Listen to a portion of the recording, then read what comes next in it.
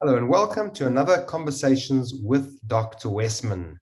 Today we're going to be talking about keto cycling or cyclical keto. We also have a bonus for you, and it's Dr. Westman's free 10 things you need to know to lose fat on keto. We'll put a link for you in the description. How are things going, Eric? Going great. How are you, Glenn? Very good, thank you. Eric, when we talk about keto cycling or cyclical keto, of course, this has nothing to do with a bicycle. So what exactly is keto cycling or cyclical keto? Yeah, so it's the idea that cycling, meaning going in and out or up and down on something, being keto, meaning fat burning, and not being keto, meaning you're eating carbohydrates, so you're burning carbohydrates. And, that's the way I like to explain that you can actually choose what sort of fuel that your body uses by choosing what you eat. And I know a lot of people don't think of it that way, but that I try to teach it this way, that you can fuel your body on sugars and starches or carbohydrates by eating them or drinking them, or you can fuel your body on fat. And the way to fuel your body on fat is, if you have fat on your body, is to just not eat the carbohydrates. So you don't have to eat fat to burn fat if you have fat on your body, which is, so this cycling thing is cycling in and out of ketosis or fat burning. Ketosis really is just fat burning because the ketones in the body go up. We call it ketosis, just part of fat burning. And so the idea is of cycling is to kind of go in fat burning and then sugar burning. And it really hasn't been studied as part of a treatment for diabetes or obesity, because it doesn't make sense to do that. If you're trying to really fix diabetes or lose a lot of weight, you want to stay fat burning. You don't want to break the fat burning and go in and out of it. And that's something that's changed over the years, because at first, 20 years ago, when I started doing this, everyone thought fat burning was bad, or something that you only want to do for a few weeks and then go back to eating carbs. And now we know that fat burning is not bad. In fact, it's healthy or healing for a lot of people. So the idea of cycling in and out of fat burning, eating carbs takes you out of fat burning because you have to burn the carbs, is not really useful in a diabetes, obesity, metabolic clinic like the one I have. So, I've most certainly, as you have heard, where there are a group of people, typically you hear about it in the bodybuilding kind of circles, where people will go in and out of burning, using fat for fuel, and obviously limiting their carbohydrates, and then go into phases where they use a lot of carbohydrates. And so for people like them, obviously, it may work for them. But as you've correctly highlighted, for folks with metabolic related illnesses, high blood pressure, type 2 diabetes, folks that are trying to lose weight, this might not be the best thing or best option for them.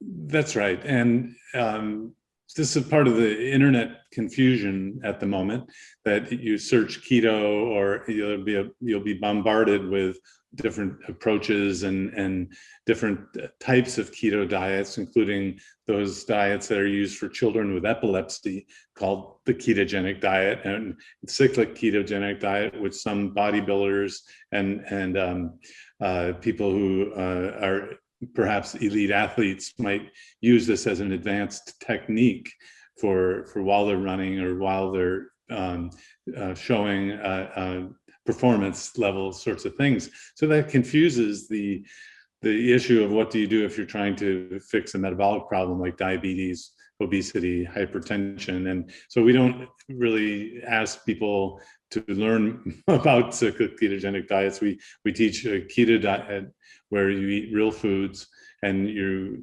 are consuming the fat on your body, fat burning, until it's gone, not going in and out of the fat burning. Now, I would imagine that just so that folks that are watching this video can understand, is that if somebody is on a keto diet and they've restricted their carbohydrates, where their body is now producing beta-hydroxybutyrate or ketones. The minute they actually eat glucose or sugar or carbs, their body immediately switches from burning fat for fuel, using fat for fuel, immediately to using glucose or glycogen. So, but the same cannot be said in reverse. In other words, when somebody now wants to then go from burning sugar as their main fuel source and go back to burning fat for fuel, it doesn't happen as quickly. Can you speak about that for a minute or two? Well, that's right. So some people are very, we call it metabolically flexible. Like children, for example, can be burning sugar, burning glucose, or burning carbs and burning fat and go back and forth very easily. You might even, if some child is sick and goes to the emergency room, hasn't been eating for a day, they might even have ketones already because they can burn fat so well, children. But as we get older or have metabolic problems like diabetes, that ability to go back and forth from the fat burning, getting back into fat burning takes much longer. And a normal, quote, normal person who doesn't have diabetes might take 3 days to get back into full fat burning. So if you eat carbs, you can turn off the fat burning for up to 3 days. We think that's normal. I've been able to study some individuals who it took them 2 weeks to get back into fat burning.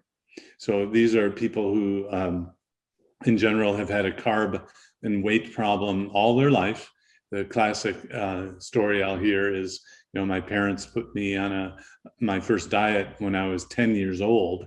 So these are people who grow up heavy in today's world, and or 50 years ago even. And so the people who have a long history of weight problems, they've done different types of diets and different types of programs, they might take 2 weeks to get back into fat burning. So I use that knowledge to explain that you have to be very strict. If you're going to do a keto diet, you can't do it, 1 meal a day. You can't do it 6 days a week. You have to do it every day, 7 days a week. And especially if you've had a long history of weight problems. And I put that up front because a lot of people don't understand how strict you have to be and how difficult it is to get into fat burning for some people. Now, the good news is after a day or two, once you start a keto diet, the hunger is gone and you're basically in charge of what you eat because you don't have the hunger and the cravings anymore. And that's kind of the secret of how a keto diet works for weight loss and fixing diabetes, is you're just not hungry. But yeah, the idea of going back and forth from fat burning to sugar burning, once you're in fat burning, we want you to stay there. We want until your metabolic problem is gone. And then, it's an open question. It might even be healthier to maintain fat burning for the rest of your life, I know that sounds kind of radical, but the new science over the last 10 years has become, very positive. If you want ketones around as anti-inflammatory molecules. They have other benefits. The brain likes ketones. The heart likes ketones. So anyway, you want to stay in fat burning until you fix your metabolic problem. Now, just to clear up any confusion that there may be, you've got a new book that's called End Your Carb Confusion. And in that book, you have 3 distinct phases, phase 1, 2, and 3. And each phase has got a certain carbohydrate threshold. So for example, phase 1 is 0 to 20 grams, phase 2 is 20 grams to 50 grams, and then phase 3 is 50 grams to 150 grams. And I want to make it very clear that this is not to be confused with cyclical keto. Could you speak about that for a second? Yeah. So our research, and going back 20 years now, has dealt with the keto diet, low carb diets, where you go low enough on the carbs, under 20 grams total per day, so that just about everyone has ketosis or ketones. And so our research is in the End Your Carb Confusion book as phase 1, as the 20 gram or less total carbs, so that if you want a therapeutic diet to get you fat burning, phase 1 in End Your Carb Confusion is the place to go. But now, faced with other people's research, and I have studied other diets like low glycemic diets and low fat diets, although it's not the emphasis of what I've been studying. I've incorporated in the book the science from other people, from Harvard, from Stanford, other places where higher carbs can be healthy, that the low glycemic diet roughly gets you into the phase 2 of End Your Carb Confusion, maybe phase 3 a little bit. And then I wanted to explain the facts that, some people can eat lots of carbs and be healthy. And it has to do with your metabolism that you were genetically given. For example, I know people, you probably know people who are very active. They are exercising or doing lots of activity, and they can eat more carbs and still be healthy. So that's where phase 3, or up to 150 grams a day. Of course, we recommend healthy foods, not a lot of processed foods with sugar and processed flour and starches like that. We want the food to be as clean and as healthy as possible. But so we don't advocate going back and forth into different phases for cycling of this, but we think that there are different types of metabolic flexibility in different people, and we give you a guide to kind of figure out where you should start. If you should be at the very low level of the carbs, at the middle level, or even higher. And that's all in the book, End Your Carb Confusion. Wonderful, Eric. Well, thank you very, very much once again. That's all we have time for today, guys. Don't forget to get your bonus. It's Dr. Westman's free 10 things you need to know to lose fat on a keto diet. We'll put the link for you in the description. If you would like to learn more about Adapt Your Life Academy and our upcoming courses, you can find us at adaptyourlifeacademy.com. Eric, as always, thank you so much for your time.